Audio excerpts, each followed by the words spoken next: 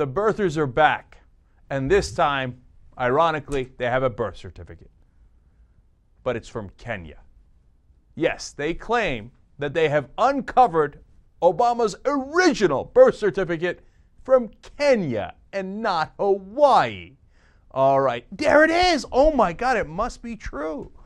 Now, of course, they didn't accept the birth certificate from the state of Hawaii at all, no matter how many state representatives swear up and down that it's the real one. But you pull out one from Kenya from 45, 47 years ago, and they go, oh, well, obviously it must be true. I accept it instantly. Well, here are a number of problems with this incredibly obvious forgery. Number one, they say that the Republic of Kenya on the forms. Except at the time, Kenya was not a republic, it was a dominion. They would turn into a republic 8 months later. Number two, they say Mombasa, where he was born, is in Kenya. Except at the time, it wasn't. It was in Zanzibar. Oh, come on, man.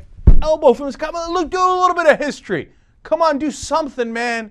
I mean, then they got the Central Nyanza District, is what it should be, except they called it Nyanza Province. In Kenya, they didn't start calling districts provinces until the 1970s. I mean, this is such a crude and ridiculous forgery. Now, the parts that I really enjoy, I mean, there's 8 different things that prove without any shadow of a doubt that this is a forgery, right? But the things that amuse me are the little ones. They make a lot of big ones. They make a lot of little ones as far as errors are concerned. They don't have a doctor's signature. Convenient how they couldn't find one. But they do have an official on there. His name is E.F. Lavender. If that sounds familiar to you, it's a laundry detergent. Come on, man. Try a little. So somebody's like, hey, you know what? Let's be sure. Let's look up to see if there was an E.F. Lavender in Kenya or anywhere else. The only E.F. Lavender on record is a man that lived in Australia in 1893. Okay, silliness number 2. At one part of the document, they have the number 47, then O, the letter O, not 0, O, 44. What are 47, O, 44? Obama's 47 years old, O for Obama, and Obama's the 44th president. Now look, here's the thing, right?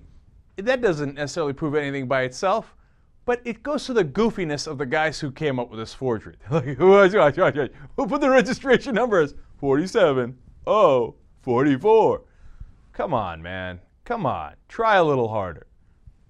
Here's last one.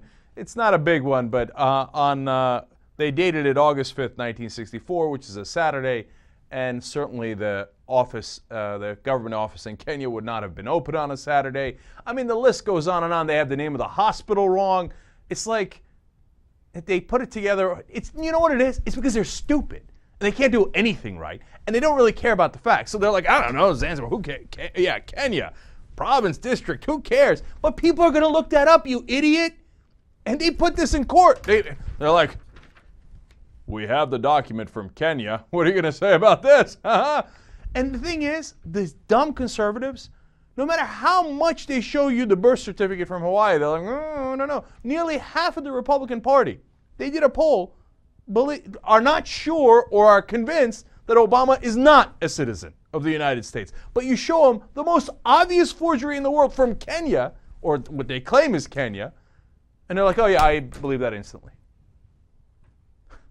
You get a sense of what facts they're predisposed towards and what myths they're predisposed to? I get a sense of it. JR. I'd have a theory. I don't think, well, maybe they are stupid. That's the part that I can't really debate on right now. But they don't really care. It takes too much time to research things and look up if any of this would have been accurate if you forged at that point. They're not trying to convince people who are willing to look at facts and stuff about this. As we already know, as you just said, people who are agreeing with it are turned down every legal actual document. So they said, well, who cares if it makes any sense? They're going to believe whatever the hell I say. So who cares how long it says? I need to do this in 2 hours. Let's do it right now. If I take longer to actually try and make it seem as real as possible, I'm going to lose some time. The people I'm trying to tell this to, it doesn't matter. It's like trying to tell 5-year-olds about chemistry. You can make up stuff because if you tell them that I'm your father, believe me, then they'll believe you. It's okay. Just tell it to them. They're kids. That goes to two important points. One, they don't live in the reality-based world, so why would they care about reality? Very well made. Point number two is they're authoritarians. So if an authority figure on their side says to them, this is the official document, they go, oh, okay, all right, great, official document. They say, this is not the official document. They go, okay, all right, it's not the official document. Reality, who cares? Now, but this is so bad. I'll give you two more fun facts. They have Obama's dad's age as 26, although at the time, if you did the math, he would have been 24 or 25. Again, they're not trying, right? They write Obama's Christian name. Now, why would Kenya, which is a very large Muslim population, write Christian name like we would in the U.S.? So it got so bad that Karl Rove came out and said, yeah, this looks to be an obvious forgery. Okay, now you can't get Karl Rove on your side. Man, you got a lot of trouble. Man, you really screw that one up. And that's the only reason why they should have just put a couple more hours of effort into it, so that the Karl Roves could go on TV and say, well, I don't know. Somebody says they have a U.S. birth certificate and someone says they have a Kenyan birth certificate. You see what I'm saying? They didn't even give the Karl Roves of the world that opportunity because they did such a bad job at it. And by the way, this turns out to be the second forgery from Kenya. From Kenya. In other words, from a basement in somewhere in Indiana. Because I got it, man. This time I'm going to nail it. Now, again, as usual, you screwed it up.